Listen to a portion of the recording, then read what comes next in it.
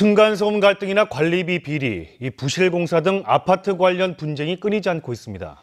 아파트 분쟁이 계속되는 이유는 무엇이고 해결책은 없는지 취재 기자와 자세히 알아보겠습니다. 자, 부정석 기자. 네. 그러니까 아파트 관련 분쟁, 어제 오늘 일이 아니잖아요. 네, 그렇습니다. 예. 층간소음의 부실공사에 따른 하자, 그리고 관리비 비리까지 분쟁의 이유도 다양한데요. 이로 인해 각종 민사소송부터 폭행, 살인 사건까지 벌어지고 있습니다. 우선 아파트 분쟁의 실태를 취재했습니다. 아파트 거실 천장이 뜯겨져 나갔습니다.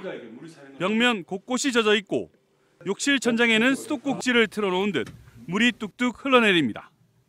입주 2년도 안 된 이 아파트에서 물이 새기 시작한 것은 지난해 11월. 윗집이 이사를 온 뒤부터입니다. 제가 갔다 오는데 갑자기 이렇게 쏟아지더라고요. 그래서 이거 당황을 하고. 건설사 측은 원인을 알아보겠다는 말만 되풀이하며 3개월째 뒷짐을 지고 있습니다. 크랙으로 인해 갖고 물이 새면은 문제점이 있겠죠. 그렇지만 그것을 완벽하게 다 할 수가 없기 때문에 일부 미흡한 부분에서 물이 셀 수도 있다는 얘기를. 김해한 아파트 1층 주차장이 갈라진 채 내려앉고 있습니다. 도시가스 배관이 묻힌 곳도 틈이 벌어졌고 아파트 곳곳에 금이 갔습니다. 금도 많이 가고 그러는 주민들이 불안해하지 않는 주민이 없습니다. 전부 다 불안에 떨고 있습니다. 인근에서 신축 아파트 공사가 시작되면서 이런 현상이 나타났습니다.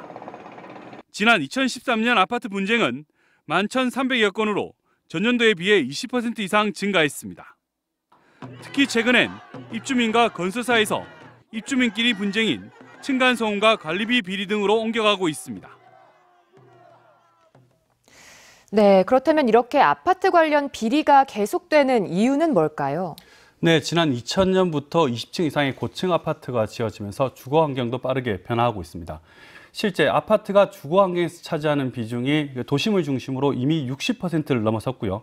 일부 지자체에선 80%를 넘어 90%에 육박하는 곳도 있습니다.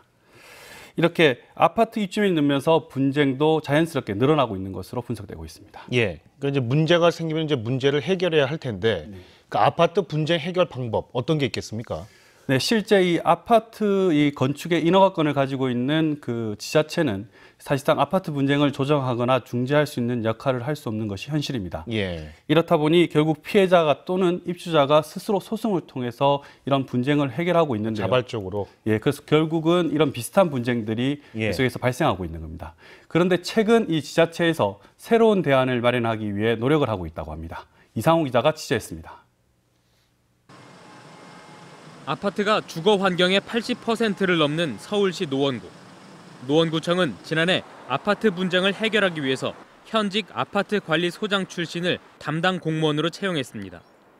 관리소장으로 실무를 경험을 했기 때문에 이론과 실무를 같이 접목을 해서 실질적인 해결책이라든가. 노원구청은 매월 2차례 변호사가 참석하는 아파트 분쟁 상담센터를 열고 아파트 하자와 관리비 운영 등에 대한 법률적 상담을 하고 있습니다. 구청 담당 변호사님하고 면담해 본 결과 역시 제 생각과 거의 비슷한 결론이 나왔습니다. 노원구뿐만 아니라 의정부시와 부천시 등 현직 아파트 관리 소장을 분쟁 상담 공무원으로 채용하는 지자체가 늘고 있습니다. 금방 소통이 되고 그러고 그로 인해 갖고 빠른 시일 내에 조정이라든지 그게 가능하고 그래서 상당히 호의적인. 분쟁을 조정할 강제력은 없지만 분쟁이 커지기 전에 이를 해결하려는 지자체가 시민들의 호응을 얻고 있습니다. MBC 뉴스 이상훈입니다.